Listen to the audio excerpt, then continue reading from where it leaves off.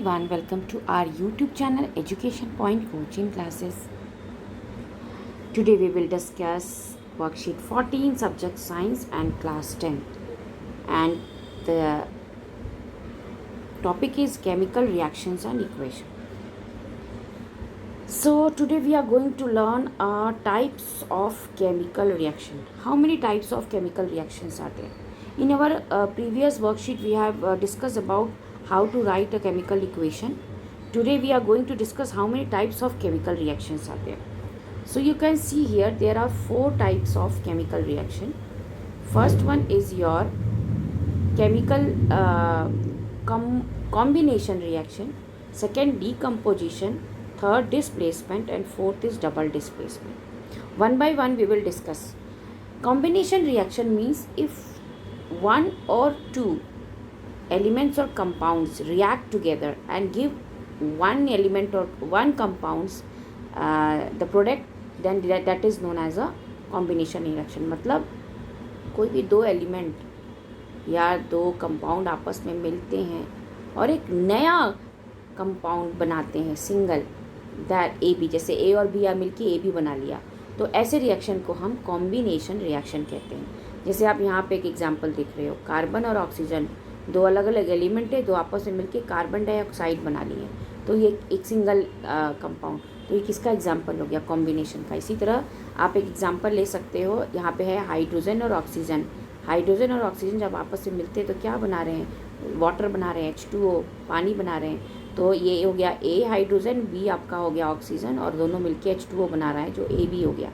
तो इस तरह से हम कॉम्बिनेशन रिएक्शन बता सकते हैं. डीकम्पोजिशन रिएक्शन क्या होता है? अगर कोई कंपाउंड जो है ब्रेक होता है दो डिफरेंट एलिमेंट्स और कंपाउंड्स में, then it is known as a decomposition. तो यहाँ आप देख सकते हैं ए बी जो है ब्रेक हो रहा है ए और बी में, इसलिए इसको डीकम्पोजिशन रिएक्शन कहते हैं. ठीक है. फिर आपका डिस्प्लेसमेंट. डिस्प्लेसमेंट एक वर्ड आ रहा है, प्लेसमेंट. प्लेसमेंट मतलब अपना जगह चेंज करना, डिस्प्लेस करना. ए बी सी के साथ रिएक्ट कर रहा है, तो सी क्या कर रहा है? सी रिएक्टेंट सीरीज में सी को हमेशा बड़ा होना चाहिए, तभी वो क्या करेगा? ए को रिप्लेस कर देगा. ए को हटा के खुद, यहाँ पे वो बी को हटा रहा है, बी को हटा के खुद को सी अपना जगह ले रहा है. यू कैन सी क्लियरली, सी जो है बी को रिप्लेस करके अपना जगह यहाँ पे बनाकर ए सी बना दे रहा है और वो बी को रिप्लेस कर दे रहा है. ठीक है ना. तो जब ऐसे रिएक्शन को हम डिस्प्लेसमेंट कहते हैं, मतलब किसी का प्लेस हटाकर खुद को वहाँ बैठ जाना. और ये तभी पॉसिबल, कोई भी एलिमेंट तभी किसी को डिस्प्लेस कर पाएगा अगर वो रिएक्टेंट सीरीज़ में वो हायर रिएक्टिव हुआ. ठीक है. सेकेंड आपका है, that was the third one. Fourth आपका है डबल डिस्प्लेसमेंट. ये भी डिस्प्लेसमेंट की तरह ही होता है, इसमें भी वो एलिमेंट को डिस्प्लेस ही करेगा, हटाएगा, लेकिन डबल. जैसे कि ए बी और सी डी दो कंपाउंड्स आपस में रिएक्ट कर रहे हैं, तो ए ने क्या किया? ए ने सी को हटाया, तो ए सी को हटाकर ए डी बन गया, तो वो सी क्या करेगा? सी बी के साथ जुड़ जाएगा और सी बी बना लेगा. तो ऐसे रिएक्शन को हम डबल डिस्प्लेसमेंट रिएक्शन कहते हैं. क्लियर हो गया अच्छे से? यहाँ पर आपको कॉम्बिनेशन रिएक्शन का एक एग्जाम्पल दिया हुआ है. कॉम्बिनेशन रिएक्शन दिया हुआ है कि जैसे मैंने अभी ये वाला किया था कि if one type of chemical reaction in the reaction two और more reacted combine to form a new product बनता है. तो एक पहला बर्निंग ऑफ कोल एग्जाम्पल है. सी और ओ आपस में रिएक्ट करके CO2 एक न्यू प्रोडक्ट बना रहा है. H2 और O, formation of H2O, H2O माने वाटर बना रहा है, न्यू प्रोडक्ट बना रहा है. फिर है synthesis of food by plant by combination of carbon dioxide and water. Photosynthesis जो है ना वो भी आपका कॉम्बिनेशन रिएक्शन है. Rusting of iron bye coming the contact with air. Air और मॉइस्ट के कॉन्टैक्ट में जब आयरन आता है तो उसमें रस्ट जम जाता है. ये जो रिएक्शन है वो भी कॉम्बिनेशन रिएक्शन. ठीक है. यहाँ पर हम रिएक्शन की बात कर रहे हैं एक और यहाँ पर है redox reaction. What is this redox reaction? Redox reaction बहुत ही इंपॉर्टेंट है. आई होप जब शायद आने वाले वर्कशीट्स में इसको एक्सप्लेन करके आपको बताया जाएगा. रिडॉक्स रिएक्शन में अगर कोई एलिमेंट ऑक्सीजन गेन करता है तो हम, जैसे ए ऑक्सीजन को गेन करके AO बना लिया, तो ये ऑक्सीडाइजिंग, रिडॉक्स दो तरह के होते हैं, ऑक्सीडेशन और रिडक्शन. तो ये ऑक्सीडेशन रिएक्शन कहलाता है. और अगर A जो है यहाँ पे ऑक्सीजन का गेन हो रहा है, ऑक्सीडाइजेशन में इसमें ऑक्सीडेशन रिएक्शन में ऑक्सीजन का गेन होता है।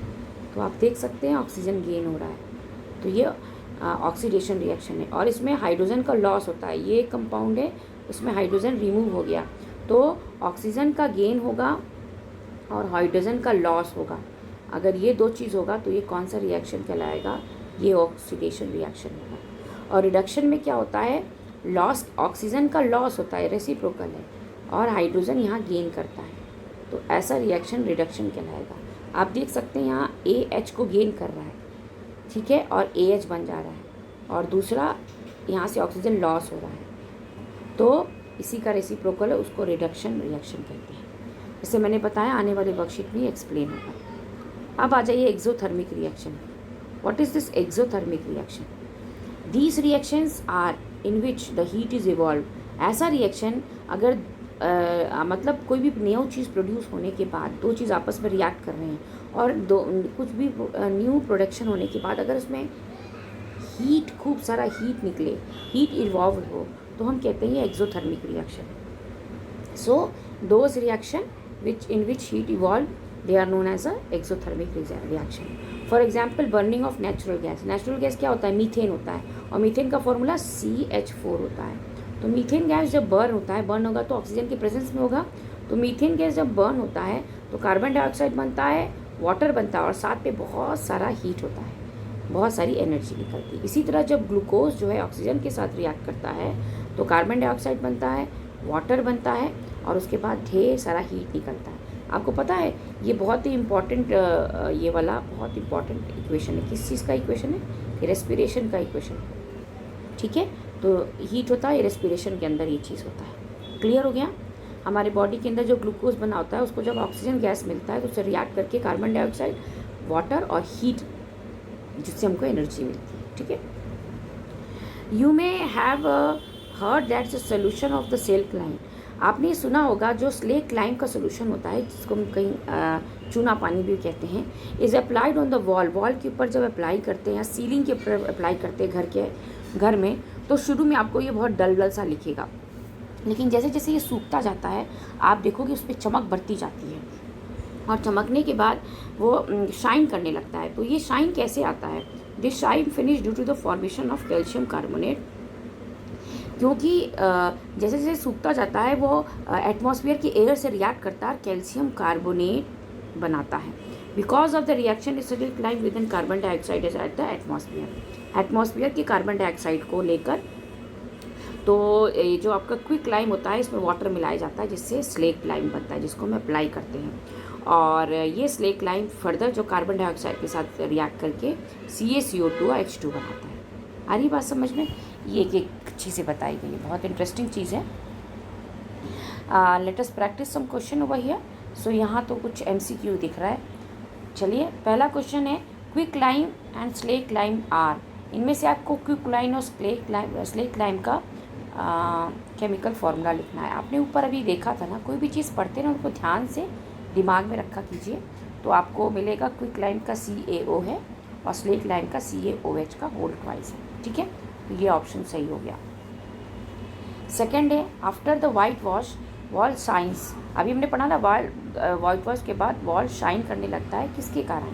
Due to what? Due to the formation of calcium carbonate. C option यहाँ पे करेक्ट हो गया, ठीक है। नाउ आपको इनमें से बताना है कि which one is a exothermic. इनमें से कौन सा एक्सोथर्मिक नहीं है? रेस्पिरेशन से रिएक्शन एक्सोथर्मिक है, अभी हमने पढ़ा था। तो आपको यहाँ बताना है बर्निंग ऑफ कैंडल, ये भी एक एक्सोथर्मिक है। Dipping of piece in air water, इससे कुछ भी नहीं होता, तो ये एक्सोथर्मिक नहीं। तो this reaction is not an exothermic reaction, ठीक है। अब नीचे 3 आपको यहाँ पर लास्ट क्वेश्चन में नीचे 3 आपको एग्जाम्पल्स दिए हैं और आपको बताना है कि इनमें कौन सा कॉम्बिनेशन रिएक्शन है।